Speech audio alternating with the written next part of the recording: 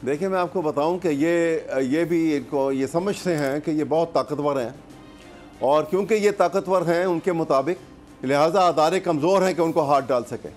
ये उनकी गलतफहमी दूर होने वाली है, क्योंकि इस वक्त सुप्रीम कोर्ट के सामने दो बड़े काम हैं।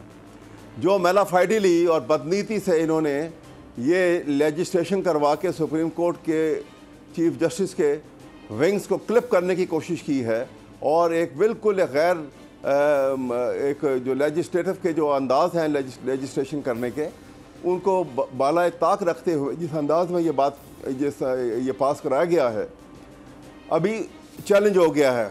और उन्होंने नोटिस इशू कर दिया अटॉर्नी जनरल को 27A का भी, और बाकी भी तमाम को नोटिस इशू हो गए हैं। अमाइकस भी गालिबन उन्होंने इसमें को बना लिए। अब जो कल कार्रवाई इसके ऊपर होगी, ये उनके सामने सबसे पहली बात यह है कि उन्होंने इसको डील करना है। और आई एम 100% श्योर कि जो हालात नज़र आ रहे हैं और जिस अंदाज में ये लेजिस्लेशन हुई है, क्योंकि जब कोई लेजिस्लेशन पर्सन स्पेसिफिक होगी या इवेंट स्पेसिफिक होगी तो उसकी कानूनी हैसियत जो है वो ख़त्म हो जाती है। यही हालात हैं जिसके पेश नज़र ये सुप्रीम कोर्ट इन तमाम मामलात को टेकअप करेगा, और मुझे ख्याल है कि इसका फ़ैसला बहुत जल्दी हो जाएगा और ये स्ट्राइक डाउन इंशाअल्लाह ताला होनी चाहिए ऐसी लेजिस्लेशन। और दूसरा, सुप्रीम कोर्ट ने जो अदालत ये इलेक्शन की जो डेट रखी हुई है, उन्होंने बारहा कहा है कि आप आपस में जो बात करना चाहें कर लें, हमारी डेट वही है, हम इसको रिव्यू नहीं कर सकते, हम इसमें तब्दीली नहीं ला सकते।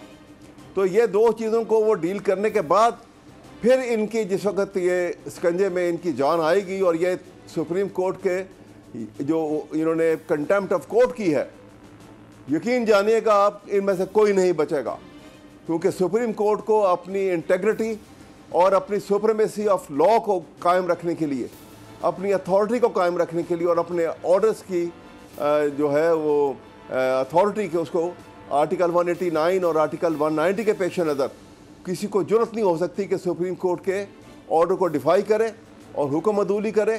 कितना बड़ा कोई अदारा हो, कितनी बड़ी कोई इंस्टीट्यूशन हो, कितनी बड़ी कोई शख्सियत हो, वो आर्टिकल 189 और आर्टिकल 190 के पेश नज़र they are bound to come to the aid of supreme court. ठीक। और अगर किसी ने इसमें से ज़रा भी इसमें से लैल-ओ-ताल की, तो आप देखिएगा कि उसके असरात कितने भयानक होंगे। और सुप्रीम कोर्ट जिस अथॉरिटेटिव पोजीशन में है, ये इसी में कायम रहेगा इंशाअल्लाह ताला, और इसी में पाकिस्तान की इस्लामियत और पाकिस्तान के आइन की जो है वो ठीक हो गया। मैं बिल्कुल वैसे साहब ठीक है, ये मैं ये समझता हूँ। सदीक जान मेरे साथ हैं, मुझे इजाज़त दें ज़रा इनसे भी मैं एक सवाल कर लूँ। सदीक जान, कुछ लोगों ने आज मेरी उनसे बात हो रही थी, उन्होंने कहा कि अगर तौहीन अदालत में कोर्ट प्राइम मिनिस्टर को तलब करे या वज़ीर ख़जाना को तलब करे और वो आगे से कहे कि हम नहीं जाएंगे, तो किसको ऑर्डर करेंगे चीफ जस्टिस साहब? क्या वो रेंजर्स को कह सकते हैं, फ़ौज को कह सकते हैं कि इन्हें पकड़ के लाएं, और आगे से क्या रिस्पॉन्स होगा? देखें समी साहब, यही तो उनका कॉन्फिडेंस है। ये जो इनका कॉन्फिडेंस की वजह है ना, सिर्फ आप मरीम नवाज़ साहबा और चलें शहबाज शरीफ तो वज़ीर आज़म हैं, उनकी तो एक ऑफिशियल बहुत सी मुलाकातें हो सकती हैं, बहुत सी जगहों पर हो सकती हैं। सिर्फ आप मरीम नवाज़ साहबा ने जो जब इन्होंने डायरेक्ट अटैक किया था ना मज़ाहिर अली अकबर नकवी साहब पर, एजाज़ुल एहसन साहब पर, यहाँ तक उनकी फैमिलीज़ को टारगेट किया था, उनकी बेटियों को टारगेट किया था, इंतहाई घटिया और गलीज़ कंपेन इन लोगों ने चलाई और प्रेस कॉन्फ्रेंस करवाई। जिस दिन मरीम नवाज़ साहबा ने वो इल्ज़ामात लगाए थे ना, और तमाम TV चैनल्स पर सिवाय बोल के वो चलवाया गया था, समी साहब उससे पिछले 3 दिन की सिर्फ अगर मरीम नवाज़ साहबा की, वो आपको पता है ना, हम जहाँ जहाँ जा रहे होते हैं तो वो गूगल मैप की लोकेशन आ रही होती है कि कौन कहाँ जा रहा है, वो सिर्फ पिछले 72 घंटे की आप लोकेशन उनकी निकाल लेना कि वो कहाँ गई हैं, तो फिर आपको पता चल जाएगा कि क्यों इतनी जुर्रत है, क्यों ये वो शहबाज शरीफ साहब हैं जो अकेले में बैठ के भी कोई इस तरह की बात नहीं करते थे जुडिशरी के बारे में। आज क्या है कि वो डिग्गी में बैठ के जाया करते थे, अब तो सीधा खुल के बैठे हैं, डिग्गी में बैठने के बड़े माहिर हैं। देखें, उनको पता है कि एक जगह पे अगर आप डिग्गी में भी चले जाएंगे तो वो आपको इतना ताकतवर कर देगी वो जगह कि आप फिर सुप्रीम कोर्ट को पढ़ जाएंगे, आप फिर सुप्रीम कोर्ट के सामने खड़े हो जाएंगे, आपको फिर कॉन्फिडेंस ही आ जाएगा। देखें समी साहब, आप के साथ रोज़ाना हम सुप्रीम कोर्ट जाते हैं, आपका यही ख्याल था, आपका ये एनालिसिस था, आपका ये तजिया था, और मैं इतफाक़ करता था कि चीफ जस्टिस पाकिस्तान उमर ता बंदयाल साहब को जो आइन का तकाजा है, इलेक्शन की तरफ जाना चाहिए, डी ट्रैक नहीं होना चाहिए इधर उधर कंटेम्प्ट और इन चीज़ों में। लेकिन समी साहब, अब हालात जिस नहज पर आ गए हैं, मैं आपको बताऊं जो लास्ट हेयरिंग है, एक देखें पाकिस्तान के अंदर परसेप्शन, ज़ाहिर है किसी भी मुल्क के अंदर परसेप्शन मैटर करती है, फैक्ट से ज़्यादा परसेप्शन मैटर करती है। लास्ट जो हेयरिंग हुई है ना, जिसमें सुप्रीम कोर्ट ने कहा कि आप मुज़ाकरात, ये सारी चीज़ें, उसके बाद परसेप्शन ये बन गई है कि उमरता बंदियाल से पीछे हट गए। आप और मैं जानते हैं कि वो पीछे नहीं हटे, ना वो पीछे हटेंगे, लेकिन ये जो परसेप्शन है, और फिर इतना बेवकत इन्होंने कर दिया सुप्रीम कोर्ट को, इतना बेतौकीर कर दिया कि जिसकी कोई हैसियत नहीं है, जो यूनियन काउंसिल का इलेक्शन नहीं जीत सकता वो भी सुप्रीम कोर्ट पे अटैक कर रहा है। तो समी साहब, मेरा ये ख्याल है कि टाइम आ गया है, चीफ जस्टिस पाकिस्तान को अपनी रिट जो है वो दिखानी चाहिए। लेकिन मसला क्या है, ये क्या समझ रहे हैं, इनका कॉन्फिडेंस मैं बता देता हूँ। मेरी जब बात होती है नून लीग के लोगों से, मैं कहता हूँ कि यार ये आप इस हद तक चले गए हैं। वो कहते हैं देखें मसला ये है कि जितने भी स्टेक होल्डर्स हैं उन सब के इस वक्त ज़ाती सर्वाइवल का मसला है इमरान खान के मुकाबले में, इसलिए वो सब एक पेज पर हैं, सब मुतहद हैं। सिर्फ बंदियाल साहब क्या कर लेंगे, बंदियाल साहब को इदारे के अंदर से कमज़ोर कर दिया। इलेक्शन कमीशन कह रहे हैं सुप्रीम कोर्ट को कि आप हुक्म दे भी दें, हम इलेक्शन नहीं करवाएंगे, आपने जो हमारा करना है कर लें। हुकूमत कह रही है आपने जो हमारा करना है कर लें। उधर से कहा जाता है कि सिक्योरिटी जो है वो नहीं दी जा सकती। अच्छा, फिर जिस तरह से मसला यह है कि जितने स्टेक होल्डर्स हैं उन सबको ये लगता है कि अगर इमरान खान आ गया तो हमारी खैर नहीं है, और इसी के अंदर सारे जो है वो शहबाज शरीफ को सपोर्ट कर रहे हैं, और शहबाज शरीफ इतने ताकतवर बन गए कि वो खड़े होकर कहते हैं मैं पार्लियामान का मान नहीं तोड़ूंगा। वाह, क्या कहने, सुभान अल्लाह। ये वही पार्लियामान है जहाँ खड़े होकर आपके भाई ने कहा था जनाब स्पीकर ये हैं वो जराए जिनसे हमने लंदन के फ्लैट्स बनाए, और कहाँ है वो, वहाँ पे खड़े होकर कहा था कि जनाब ट्रक पूरे भर के ले जाएंगे, कहाँ है वो सबूतों के ट्रक।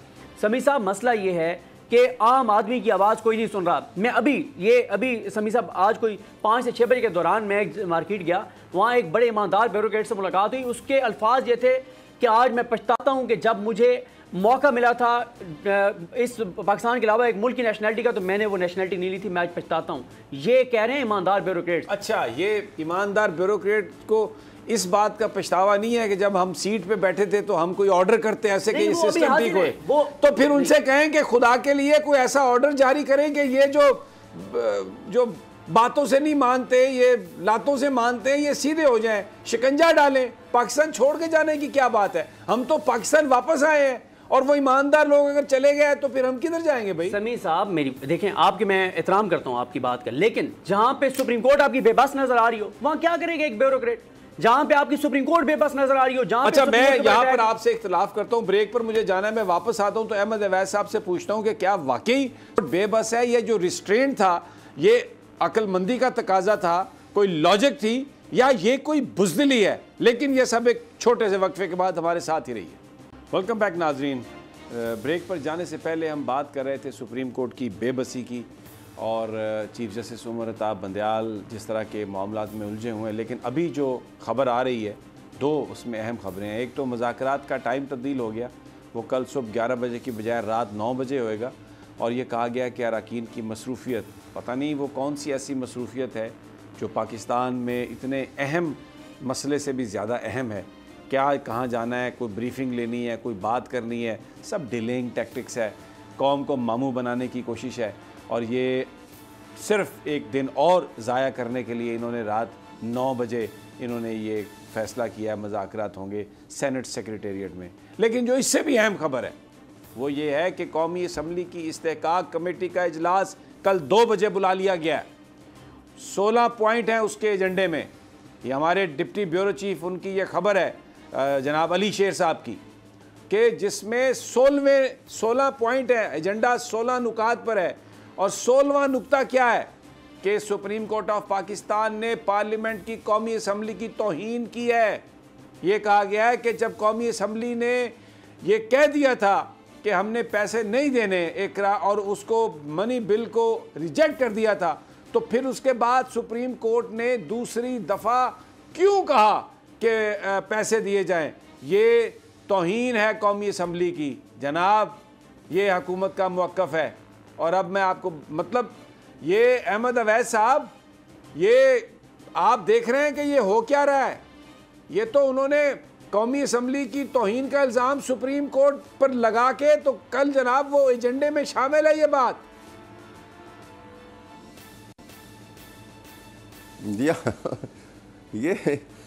ये सामी साहब, ये जो कुछ हो रहा है ना, ये खुद ही अपने गले में फंदा डाल रहे हैं और उसको डे बाई डे उसको टाइट भी करते चले जा रहे हैं।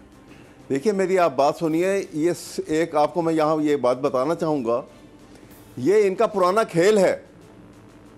ये जो है ना, फंदे पकड़ ये नवाज शरीफ फैमिली का वो फाशिस्ट जहन जो है, वो पहले नवाज शरीफ की शक्ल में और अब शहबाज शरीफ की शक्ल में। वो एक वाक़या आपको बताता हूँ, आपने भी पढ़ा होगा जी। गौहर अयूब ने अपनी किताब में लिखा हुआ है, in the corridor of power, उन्होंने लिखा है कि इसी तरह से जब वो जस्टिस सजाद अली शाह साहब जो है वो कार्रवाई कर रहे थे और वो कंटेम्प्ट ऑफ कोर्ट की प्रोसीडिंग मियां नवाज शरीफ के ख़िलाफ़ चल रही थी, तो इन्होंने अचानक मुझे, और वहाँ प्राइम मिनिस्टर नवाज शरीफ भी आए हुए थे उस वक्त के, और आके मुझे कहने लगे कि जी वो प्रिविलेज कमेटी के चेयरमैन और उसके मेंबर भी अभी आ रहे हैं और उन्होंने कोई कार्रवाई शुरू की है, वो आके आपको बताते हैं कि वो क्या करने लगे।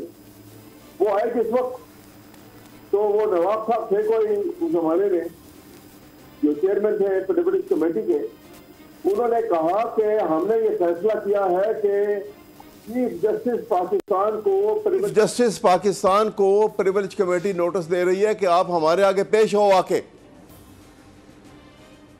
और कहते हैं कि जिस वक्त उसने ये कहा तो नवाज शरीफ ने बड़ा जोरदार और तहमकाना तरीके से अपना सर हिलाया।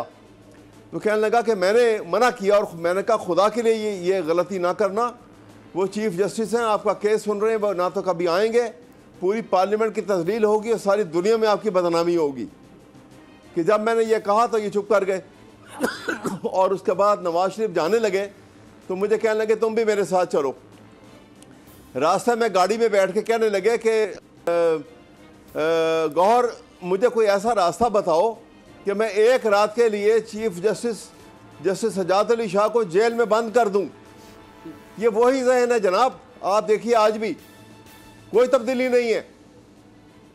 ये वो जो है कैपिटलिस्ट का एक टिपिकल जो फिल्थी कैपिटलिस्ट का जहन होता है कि जिसमें जिनका कोई दीन मज़हब, कोई नेशनलिटी और कोई अकीदा नहीं होता, पैसा उनका अकीदा होता है और एसेट्स उनकी सब जायदाद होती है, उसके अलावा वो कुछ नहीं सोचते। ये वही जहन है आज भी, और ये इनको मालूम नहीं है कि वो वक्त गुजर गया, आज ये आग से खेल रहे हैं। इसके नतायज इतने खतरनाक होंगे, इतने भयानक होंगे। ठीक है, ये जो आप बात कर रहे हैं ना अहमद अवैस साहब, इसमें बुनियादी जो अब रोल है वो पाकिस्तान के अवाम का और पाकिस्तान के वकला का, वो क्या सोच रहे हैं आज हमें उसकी एक झलक नज़र आई। मैं चाहूँगा कि अगर हमारे पास कोई फुटेज है आज की रैलीज़ की और अगर वो चला सकें, अल्लाह ताला भी उन पर राज़ी होगा और पाकिस्तान की कौम भी राज़ी होगी। ताबिश की तरफ चलते हैं, जो हमारे नुमाइंदे ज़मान पार्क में मौजूद हैं, उनसे भी ज़रा सवाल करते हैं। ताबिश, अस्सलाम वालेकुम। वालेकुम सलाम समी साहब। ताबिश भट्ट, ये जो बात है ये पाकिस्तान के अवाम पर आन पड़ी है अब, क्योंकि चीफ जस्टिस उमर अता बंदयाल के जो फैसले हैं उस पर अमल दरामद जो है वो या वकील करा सकते हैं या पाकिस्तान के अवाम, क्योंकि जो इस वक्त एडमिनिस्ट्रेटिव सेटअप है वो तो सारे का सारा बिल्कुल बैठ गया है और वो चीफ जस्टिस साहब के साथ नहीं है।